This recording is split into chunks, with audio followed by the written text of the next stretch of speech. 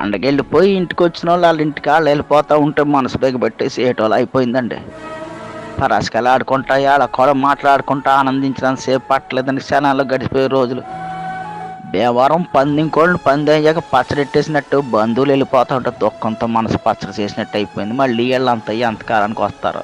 తాపేశ్వరం, పూతరేకులు, పెద్దాపురం, పాలకోవ, ఏలూరు, పెరుగు చెట్టు, కాడట్టుకొచ్చిన జున్ను పాలతో తీయడి జున్ను అన్ని కబుర్లు పెట్టుకుని తిన్నప్పుడున్న మజా ఒక్కసారిగా పోయి సంబరం గాలిలోకి ఎగిరిపోయిందండి.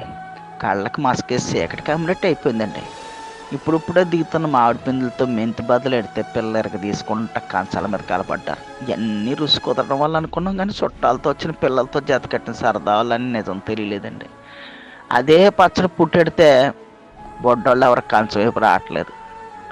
చాలా కాలం తర్వాత వచ్చిన ఆడబిడ్డలు కళ్ళు నీళ్ళు ఎట్టుకుంటూ ఇంటికి వెళ్ళేటప్పుడు కాళ్ళకి దండాలు ఎడతా ఉంటే లోపలికి ఎక్కేసినట్టు అనిపించిందండి.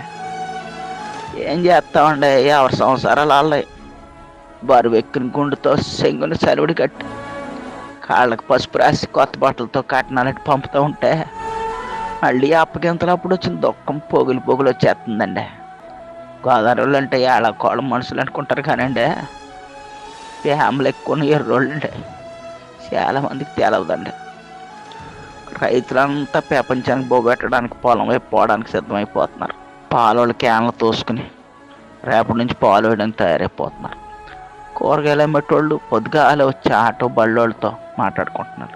ప్రతి ఊళ్ళో జనం గుంపులుగా బస్ స్టాండింగ్లో, రైల్ స్టేషన్లో ఆగపడుతున్నారండి. చూస్తూ ఉండగానే అయిపోయిందండి పెద్ద పండుగ. వెళ్తా మా మానెల్లుళ్ళు, మేనగోళ్ళు యాసంశాలకు వస్తామా అంటూ ఏడుతూ వెళ్ళిపోతుంటే గొంతులు ఏదో అడ్డన్నట్టు అయిపోయిందండి. ఆ పిల్లల మొక్కలు చూస్తే జాలేస్తుందండి. హాయిగా ఆడుకుంటూ నవ్వుతూ తుళ్ళుతూ పండగ గడిపేశారు. రేపటి నుంచి మళ్ళీ మామూలే అనుకుంటాం కానండి, సంబరం ఒకేసారి ఇల్లులో వచ్చేస్తే అది పోయేటప్పుడు పుట్టిన దుఃఖం కూడా ఇస్తుందండి. క్షణంలో గోదావరి చూడాలంటే మీరు రాజమండ్రి వెళ్ళక్కలద్దండి. మనుషులు కళ్ళు చూస్తే చాలండి, ప్రతి మనుషులో 3 గోదావరి కనిపిస్తాయి.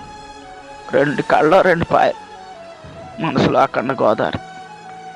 ఎంత బాధ వచ్చినా తప్పదు కదండి.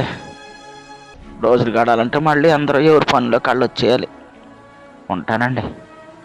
దేవుడు మనందరికీ మంచి అని కోరుకుంటాం.